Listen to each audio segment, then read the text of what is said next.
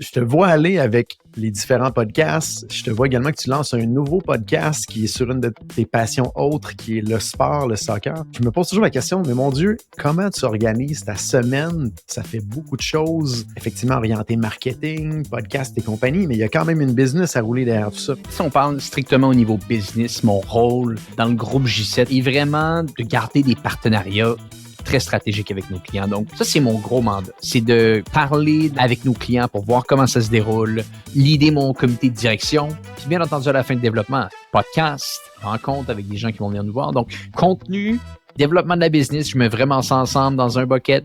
Deuxième bucket, opération de la business, plus de leader le comité de direction. Puis le dernier volet, c'est vraiment de gérer un petit peu les partenariats haut niveau avec nos clients, s'asseoir avec eux, renouvellement un petit peu des ententes. C'est quelque chose que je continue à faire beaucoup dans l'organisation. Histoire de foot, ça va être un énorme projet. Puis tu sais quoi? Je vais essayer de l'amener un petit peu business également pour peut-être même les gens du podcast Hypercroissance. C'est-à-dire que c'est un projet qui va être assez différent dans sa tournure parce que je le dis pour la première fois, tous les entretiens vont être en face à face.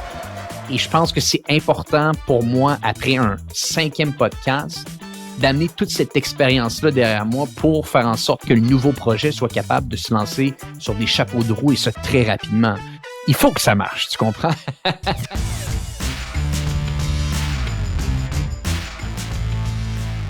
Donc, bienvenue à tous au nouvel épisode du podcast Hypercroissance. Mon nom est Antoine Gagné. Je suis très heureux aujourd'hui de vous avoir avec nous pour un nouvel épisode de Discussion d'affaires. Jonathan Léveillé est de retour et on va avoir une belle discussion aujourd'hui ensemble sur un sujet spécifique.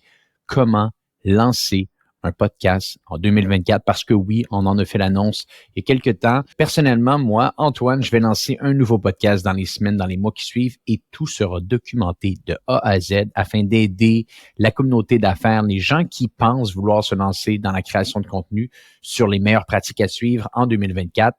Vous le savez peut-être si vous écoutez le podcast depuis un bon bout de temps déjà. Le podcast Hypercroissance existe depuis 2018 maintenant. On a plus de 300 épisodes, mais en plus du podcast Hypercroissance, on possède également chez J7 le podcast Social Skilling, le podcast Commerce Elite et on a fait l'acquisition l'année dernière du podcast No Pay, No Play. Donc, dans les 5 dernières années, on a énormément appris de choses sur la construction, l'élaboration d'un podcast et toute cette expérience, tout cet apprentissage-là va nous aider pour le prochain projet qu'on lance à le faire de manière encore plus sophistiquée. On veut frapper un coup de circuit, on va avoir beaucoup de succès. Donc, on va tout documenter de A à Z, les apprentissages qui vont être faits. Et on vous dévoile un petit peu l'approche aujourd'hui qu'on va utiliser dans une discussion avec Jonathan Léveillé. Également, je vous rappelle que le 24 mai prochain aura lieu le premier événement présentiel du podcast Hypercroissance, l'événement qui se nomme le panel d'Hypercroissance où on recevra 9 panélistes au total. Donc, pendant une soirée complète qui va commencer à 18h, heure de l'Est, on va avoir en début de soirée un panel sur la croissance par acquisition avec Simon Deben de WorkLeap, Vincent Kelly de Sanivac et également Vincent Gottschall de Logian. S'en suivra un deuxième panel qui va parler de l'évolution des modèles d'affaires en 2024 et de la dynamique économique avec Simon Plante, Dominique Gagnon et Héloïse Harvey, Dominique Gagnon de Connect & Go, Héloïse Harvey de Epic Machinerie et Simon Plante du groupe Plante. Et le troisième panel, eh bien, si vous voulez savoir de quoi il va parler, écoutez l'épisode d'aujourd'hui parce qu'on en parle ensemble. Et encore une fois, cet événement du 24 mai prochain, maintenant, officiellement, il est sold out. Donc, il n'y a plus de billets. Mais pour tous ceux qui en ont acheté, on va continuer à parler sur le podcast dans les prochaines semaines pour s'assurer que vous allez être avec nous et s'assurer que vous ayez le maximum d'informations sur les prochaines activités. Également, cet événement du 24 mai prochain ne pourrait pas avoir lieu sans nos incroyables partenaires. Et le premier d'entre eux, j'ai nommé Hello Darwin. Hello Darwin est une plateforme de mise en relation qui vous aide à trouver votre partenaire marketing, mais surtout, ils ont fait évoluer leur modèle d'affaires et maintenant, ils aident également les entreprises à avoir accès aux subventions que le gouvernement offre. Simplement pour vous donner un petit peu de contexte, il y a plus de 1600 programmes de subventions canadiennes avec lesquels des clients, des entreprises comme vous pouvez avoir accès et Hello Darwin vous donne le plan à suivre vraiment pour s'occuper de tout ça. Littéralement, Hello Darwin peut faire la documentation à votre place, remplir les informations qui des fois sont difficiles et complexes avec le gouvernement, faire la communication avec eux, soumettre votre dossier et ultimement, vous allez être capable d'avoir les différentes subventions, je le répète, que le gouvernement peut offrir. Hello Darwin également garantit leurs frais. Donc, si vous n'arrivez pas à avoir au minimum 2 fois en termes de subvention les revenus que ça vous aura coûté de travailler avec Hello Darwin va littéralement être capable de vous rembourser. C'est pour vous dire à quel point qu'ils sont confiants dans ce qu'ils font. Également, ils offrent un 10% de rabais à toutes les entreprises qui nous écoutent aujourd'hui, qui aimeraient avoir accès à leurs services et surtout avoir accès aux différentes subventions qu'ils vont être capables d'offrir. Si vous voulez avoir accès à ce 10%, vous allez au site web go.hellodarwin.com/hypercroissance. Donc, je le répète, go.hellodarwin.com/hypercroissance et vous allez pouvoir avoir accès au travail que Hello Darwin peut faire pour vous. Et pour vous donner un petit peu de contexte, c'est 250 000 $ en moyenne par entreprise en subvention que Hello Darwin est capable d'offrir à ses clients. C'est pour dire.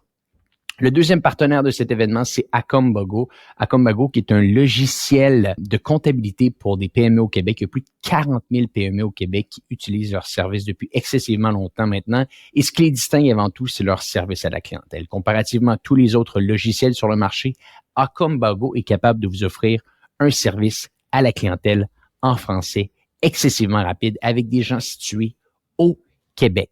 Et Acombago est un logiciel parfait si vous êtes une petite entreprise entre 1 et 50 employés, si vous êtes peut-être même un freelancer, un travailleur autonome qui pense se lancer en affaires. Acombago a fait ses preuves depuis des décennies maintenant en aidant autant de PME comme je l'ai mentionné plus tôt. Si vous voulez en savoir un petit peu plus sur ce qu'ils font, allez voir le lien dans les notes de l'épisode ou allez simplement sur leur site web de Acombago. Et un autre partenaire qui appuie cet événement, sans quoi ça ne pourrait pas être possible de faire le panel d'hypercroissance, c'est le groupe Plante. Le groupe Plante qui est dirigé par Simon Plante. Simon Plante, c'est simple, je le dis à chaque fois, je lui fais une confiance absolue parce qu'il est mon propre gestionnaire de portefeuille. Donc, si vous avez besoin de quelqu'un qui vient donner un deuxième coup d'œil à vos finances, si vous n'êtes pas nécessairement satisfait des rendements que vous avez avec votre conseiller actuel, Simon et son équipe sont capables de regarder votre portefeuille et de vous donner un deuxième regard pour ultimement vous aider. Je travaille avec Simon depuis plusieurs années maintenant. Mes retours à la bourse sont phénoménales avec lui. Je vous invite à aller considérer un petit peu un deuxième regard par lui ou par quelqu'un de son équipe. Dernière chose avant de lancer le podcast, je vous invite à vous abonner sur YouTube, Apple Podcasts ou Spotify. Ça nous aide énormément à faire connaître le balado. Et sur ce, je vous souhaite un excellent épisode.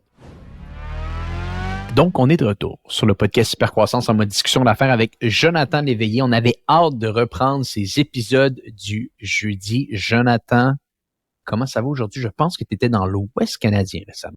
Absolument. De retour de Banff, j'ai eu la chance de visiter avec ma conjointe les fameuses montagnes de l'Ouest du Canada. C'est complètement hallucinant d'avoir ça ici au Canada. Je pense que c'est un joyau qui est sous-exploité un petit peu pour nous, les Canadiens. Je vous invite à aller visiter ça. On a failli se faire attaquer par des ours. Je garderai ça pour un autre épisode, mais on a passé proche.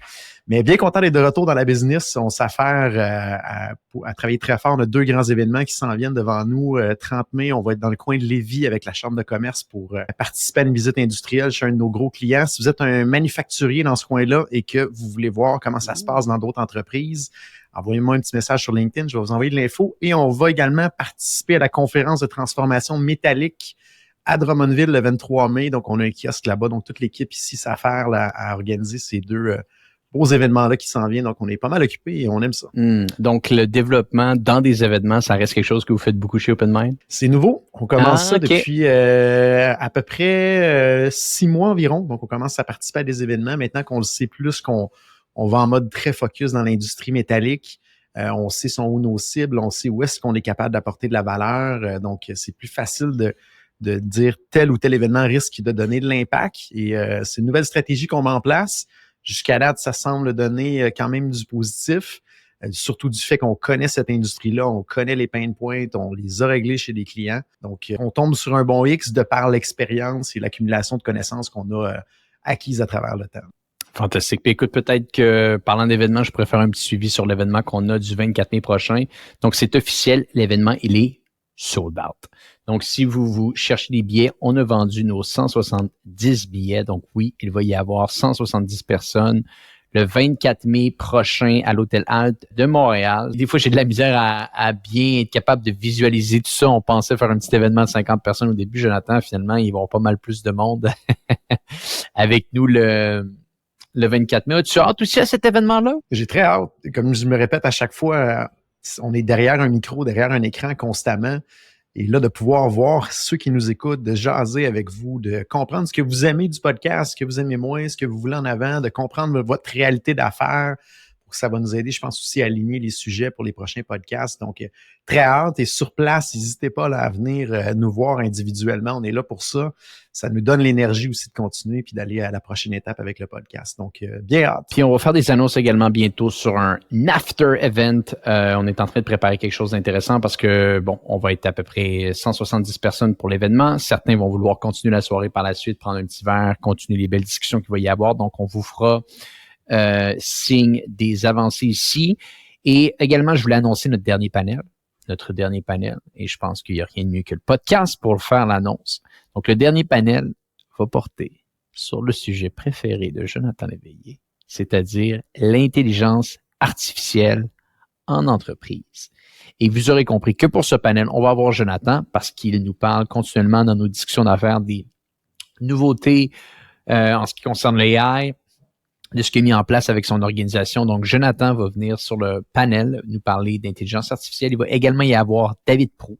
David Proulx qui est CEO et fondateur de Bullseye AI. David qui a eu une carrière en affaires assez exceptionnelle. Il avait une agence pendant 5-6 ans de ça, l'a vendu à une grosse agence. Par la suite, a lancé une application qui s'appelle Social Mom, l'a monté jusqu'à 500 000 downloads, je pense bien. Finalement, il a arrêté ce projet-là. Il s'est lancé maintenant vraiment dans l'application de l'intelligence artificielle en entreprise. Quelqu'un d'assez intéressant à suivre en ligne. Vous aurez jeté un petit coup d'œil. On mettra un lien dans les notes de l'épisode. Et la dernière personne, c'est Olivier Blais, cofondateur de Move AI. Si vous ne connaissez pas Move AI, c'est une des organisations les plus dynamiques en intelligence artificielle au moment où on se parle. Au Québec, Move AI sont derrière des énormes clients, des énormes projets, pour en nommer quelques-uns d'entre eux. Ils sont derrière ShareTrue, travaillent avec Rio Tinto, Premier Tech, Connect & Go et Metro également travaillent avec eux. Et Olivier va venir nous parler un petit peu de l'organisation, de ce que lui voit avec différents clients. Donc, ça risque d'être un panel assez exceptionnel. On va essayer de rendre ça pratico-pratique pour que les gens qui soient avec nous soient capables de comprendre qu'est-ce qu'on est capable d'intégrer à l'intérieur de notre entreprise dès la fin de la soirée. Donc, je le répète, panel numéro 1, croissance par acquisition, Vincent Kelly de Sanivac, Vincent Gotchard de Logien et Simon Desbennes de Workleap. Panel numéro 2, modèle d'affaires, évolution des modèles d'affaires plutôt et économie avec Simon Plante, Dominique Gagnon et Héloïse Harvey. Et panel final, le panel de l'intelligence artificielle en entreprise. Jonathan Léveillé va être avec nous, Olivier Blais de Move AI et David Proulx de Bullseye AI. Donc, ceci sera votre soirée du 24 mai prochain pour ceux qui ont acheté des billets. Comme je l'ai dit, il n'y en a plus maintenant, mais on va quand même continuer à parler de l'événement dans les prochaines semaines. Ça fait beaucoup de choses qu'on a mis en place en si peu de temps, Jonathan, mais je pense qu'on va regarder ça par la suite et on va être bien fiers d'avoir fait cet événement-là. J'ai hâte, j'ai très, très hâte de mon côté. Et c'est des grosses pointures là, qui sont là. Si on regarde les noms, honnêtement, c'est impressionnant. C'est à la calibre de C2 Montréal, même peut-être dans le top de C2 Montréal. Et on n'est pas à C2 là. Donc, chapeau à toute l'équipe de J7 et d'Antoine d'organiser ça puis de mettre ça de l'avant. C'est beaucoup de travail. Si vous regardez le coût du billet, honnêtement, vous allez en avoir beaucoup plus que pour votre argent. J'ai vu les budgets requis pour réussir à faire arriver ça.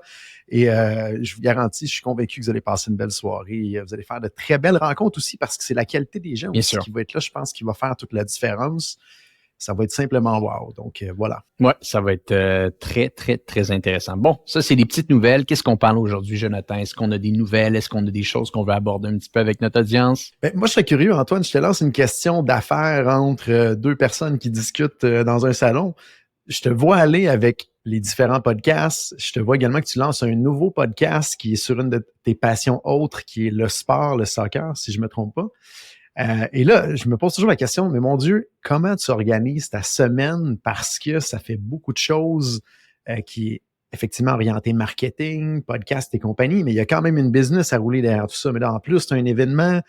Je serais curieux de voir un petit peu comment tu attaques ta planification à l'avance de ton horaire, puis comment tu bouges dans ta semaine aussi pour des fois jouer un peu à Tetris ou qu'est-ce que tu as comme marge de manœuvre de canceller pour prioriser d'autres trucs? Ben définitivement, ben écoute, c'est un bon point. Peut-être si on parle strictement au niveau business, mon rôle dans le groupe J7 au moment où on se parle avec J7 Média, avec Pure Commerce, est vraiment de garder des partenariats très stratégiques avec nos clients. Donc, c'est une chose que j'ai pas envie de sortir, c'est une chose que j'ai pas envie d'arrêter, c'est une chose que j'ai envie de continuer à parler avec nos clients. Donc, ça, c'est mon gros mandat. C'est de parler dans un point de vue, bien entendu, plus macro avec nos clients pour voir comment ça se déroule, savoir comment on est capable d'améliorer leur relation, les rencontrer pour rediscuter de l'entente en général, l'idée mon comité de direction. Donc, on a des gens qui s'occupent des différents portfolios de clients. Puis, bien entendu, à la fin de développement, c'est-à-dire le développement se passe chez nous de plusieurs manières.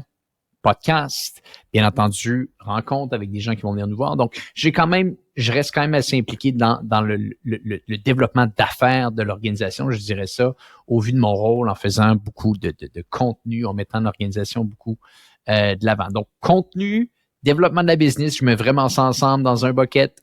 Deuxième bucket, opération de la business, plus de l'idée, le comité de direction. Puis le dernier volet, c'est vraiment de gérer un petit peu les partenariats haut niveau avec nos clients, s'asseoir avec eux, renouvellement un petit peu des ententes. C'est quelque chose que je continue à faire beaucoup dans l'organisation. On fait une petite pause sur le podcast en cours pour vous parler de notre événement du 24 mai prochain, panel d'hypercroissance. Pendant une soirée au complet à l'Hôtel Alt de Montréal, on va tenir 3 panels avec 9 intervenants qui vont être avec nous. Le premier panel sera un panel sur la croissance par acquisition avec Simon Deben de Workleap, Vincent Kelly de Sanivac et Vincent Gotchard de Logian. Le deuxième panel sera un panel sur l'évolution des modèles d'affaires et de la dynamique économique avec Dominique Gagnon de Connectingo, Simon Plante du groupe Plante et également Héloïse Harvey de Epic Machinerie. Et le troisième panel, vous l'avez peut-être entendu un petit peu plus tôt, sera sur l'intégration de l'intelligence artificielle en entreprise avec David Pou de Bullseye AI, Jonathan Éveillé de Open Mind Technologies et également Olivier Blais de Move AI.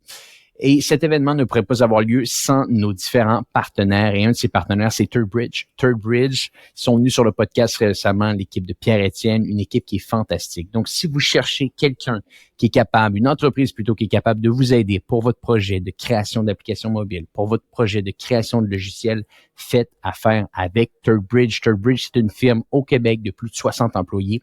Ils travaillent avec les plus grands fleurons québécois, les Duproprio de ce monde, les Desjardins de ce monde leur fait confiance. Donc, si vous avez besoin d'une entreprise, d'une firme pour le développement de vos logiciels, développement d'applications mobiles, allez voir ThirdBridge. Et le dernier partenaire de cet événement, eh bien, c'est Klaviyo. Klaviyo, c'est une plateforme emailing totalement exceptionnelle qu'on utilise dans notre groupe J7 depuis plusieurs années maintenant. On a plus de 20 clients qui utilisent la plateforme Klaviyo. C'est pour dire, avant, il y avait d'autres plateformes qui étaient populaires sur le marché, mais les outils de segmentation de Klaviyo, la facilité d'utilisation de la plateforme, bref, tout ce qu'ils sont capables d'offrir font en sorte qu'ils sont maintenant le leader dans le marché. Donc, si vous cherchez une plateforme emailing pour votre entreprise en 2024, je vous invite à considérer Klaviyo. Également, nos équipes chez J7 pourront vous aider avec Klaviyo si vous avez quelques questions, mais c'est vraiment le logiciel qu'on utilise depuis plusieurs années et qu'on recommande. Sur ce, on revient à l'épisode en cours.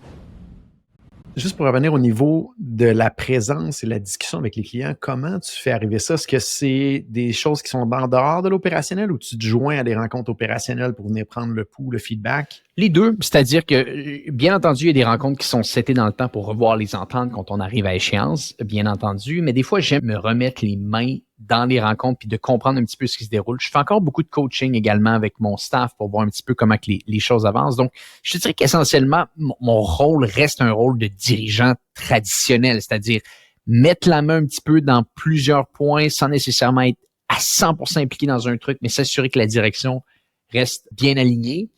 Puis, c'est vrai que d'un autre côté, je fais beaucoup de contenu. Tu as parlé du nouveau projet que je lance, Histoire de foot.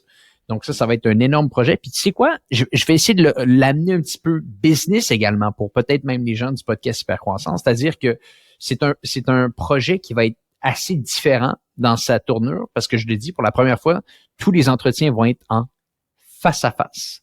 C'est-à-dire que ça va être des entretiens avec des ex-professionnels ou des professionnels actuels, des ex-coachs ou des coachs actuels, des médecins, tous des gens qui opèrent dans le monde du foot, du soccer, de près ou de loin.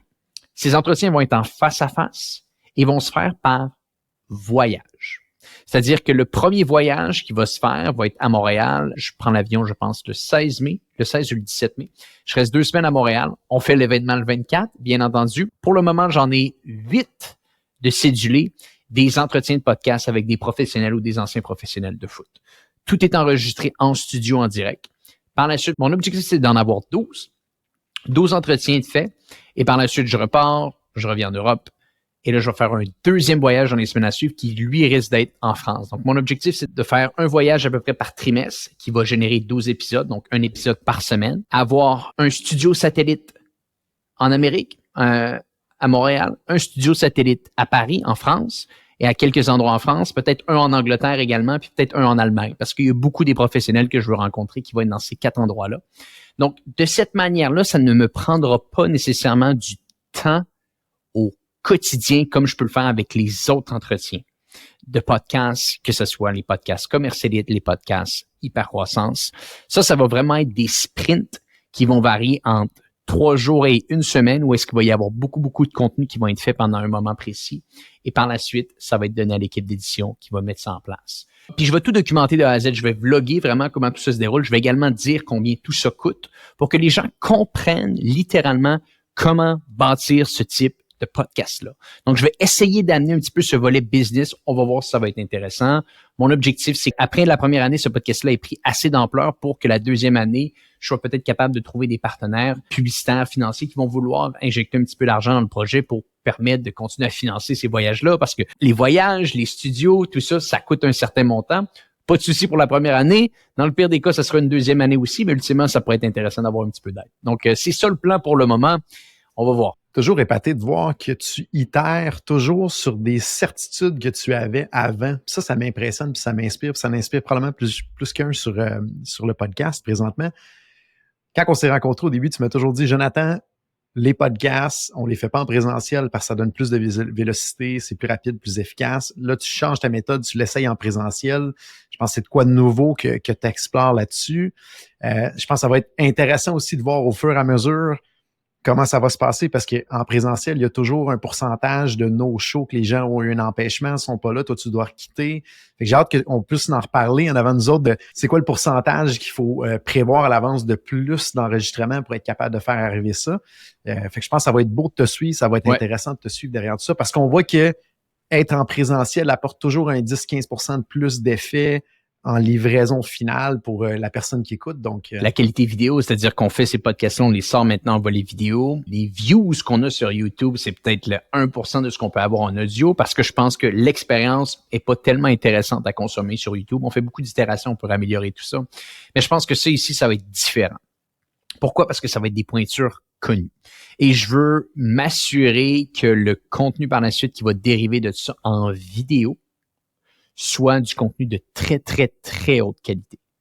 De cette manière-là, les Reels, les petits contenus que les athlètes vont pouvoir partager sur leurs médias sociaux vont être de très haute qualité. Et je pense que parce que Hypercroissance et les autres podcasts qu'on a, on n'a pas besoin de financement, c'est-à-dire que la structure derrière, la visibilité que ça nous donne, les rencontres que ça nous donne, bref, ça se finance par soi-même, ça aide la stratégie de développement de notre groupe. Histoire de foot va devoir ultimement trouver son modèle d'affaires. Et son modèle d'affaires risque de passer au moins pour les premières années sur du placement publicitaire. Et la prémisse de base, c'est de se dire si après 12, 24, 36 mois, le modèle économique de cette business-là, parce qu'il faut la traiter comme une business, est un modèle publicitaire, il faut que la qualité du rendu soit exceptionnelle. Il faut que la qualité du rendu au niveau visuel soit la même chose qu'on est capable de voir à la télé, la même chose au niveau audio, pour qu'un partenaire dans le domaine sportif, dans le domaine nutrition, dans le domaine alimentaire, veuille s'associer à ce podcast-là. Et si tu regardes les plus gros podcasts au monde qui ont réussi ce jeu-là, il y avait quelques points en commun. De un, il y avait un sujet excessivement large, très large. De deux, c'était en présentiel. Et de trois, la qualité visuelle était, bon, le podcast est exceptionnel aussi, mais la qualité visuelle était vraiment à un autre niveau. Et je pense que ça va être très important parce que de ce que je me suis aperçu dans les dernières semaines, dans les derniers mois, je reste convaincu d'une chose, ton podcast, lance-le pas en vidéo au début pour gagner en vélocité, mais la découvrabilité de ton podcast, si tu es capable de bien comprendre YouTube, va se faire avec YouTube. Et je pense que c'est important pour moi, après un 5e podcast, d'amener toute cette expérience-là derrière moi pour faire en sorte que le nouveau projet soit capable de se lancer sur des chapeaux de roue et ça très rapidement. J'ai plus la même expérience que j'avais en 2018 quand on s'est lancé, tu sais. Donc, il faut que je sois capable de comprendre un petit peu comment ce jeu-là va se mettre en place. Puis, il fallait que je mette ça dans mon horaire. Donc, je me suis dit, on va le faire en sprint intelligent. Donc, c'est beaucoup de travail, certes, mais c'est un projet qui me tient à cœur. Puis je pense que ça risque de donner quelque chose d'intéressant. Et peut-être sur le podcast, on fera des petits updates de temps en temps, voir comment ça se déroule. Bien entendu, c'est un sujet totalement différent du monde des affaires, mais de voir la construction d'un podcast externe, tout va être vlogué. On va documenter tout ça. Je pense que ça va pouvoir peut-être intéresser les gens qui veulent se lancer dans le podcasting. Tu pensais de vlogger directement sur Histoire de foot ou l'amener en gros, dans nos discussions hyper croissantes? Je vais tout vlogger ça sur la chaîne YouTube, donc les aéroports, les voyages, les rencontres, etc. Ça va être sur la chaîne de Histoire de foot, mais bien entendu, on va arriver le jeudi ensemble puis je vais te dire, Jonathan, il s'est passé quelques nouveautés au niveau podcasting. Penses-tu que c'est bon qu'on en parle?